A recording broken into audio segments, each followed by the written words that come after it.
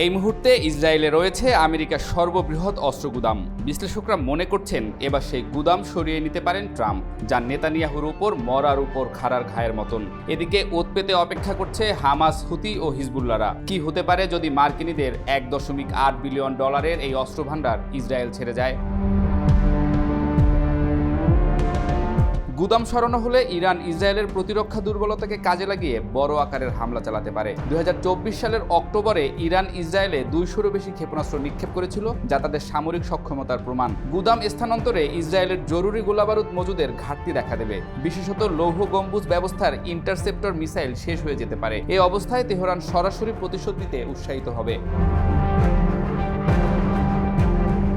Iran ইতোমধ্যেই রাশিয়ার সাথে ক্রাসুকা 6 ইলেকট্রনিক্স ওয়ারফেয়ার সিস্টেম ক্রয়ের চুক্তি করেছে। অস্ত্র ভান্ডার সরানো হলে ইরানি হামলার সময় রাশিয়া ইসরায়েলকে সহায়তা না করে বরং ইরানের পক্ষ নিতে পারে। মস্কো তেল আবিবকে অব্যাহত আগ্রাসন হিসেবে চিহ্নিত করে আসছে, যা তাদের নিরপেক্ষতা বা ইরান পক্ষীয় অবস্থানের ইঙ্গিত দেয়।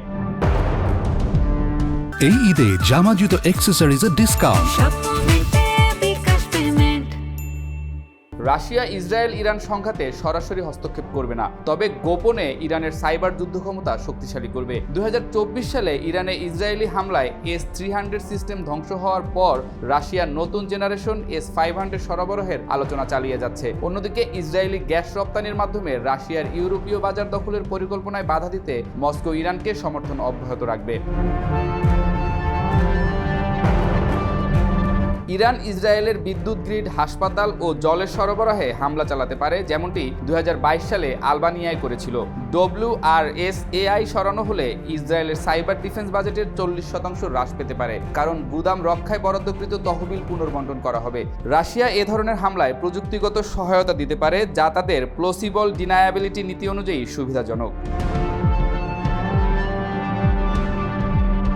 ইসরায়েলকে ফিলিস্তিনি রাষ্ট্রের স্বীকৃতি দেওয়ার জন্য চাপ দিতে WRSAI সরানোর হুমকি ব্যবহার করতে পারেন ট্রাম্প। 2018 সালে জেরুজালেমকে ইসরায়েলের রাজধানী হিসেবে স্বীকৃতির বিনিময়ে নেতানিয়াহুকে তিনি সেটেলমেন্ট নির্মাণ সীমিত করতে বাধ্য করেছিলেন। এবার অস্ত্র গুদাম সরানো হতে পারে তার ডিল মেকিং কৌশলের অংশ।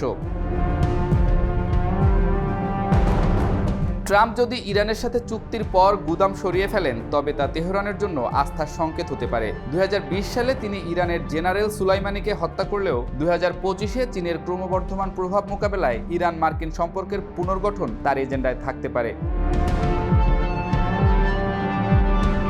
WRSAI এর 30% অস্ত্রই ইসরায়েলি ডিফেন্সের জরুরি মজুদ। গাজা ও লেবানন সীমান্তে হামাস হিজবুল্লাহর সাথে যুদ্ধে সপ্তাহে 5000-এরও বেশি গোলাবারুদ খরচ হয়। গুদাম সরালে ইসরায়েলের স্থানীয় উৎপাদন যুদ্ধের চাহিদা মেটাতে পারবে না, যার প্রভাব পড়বে জাতীয় নিরাপত্তায়।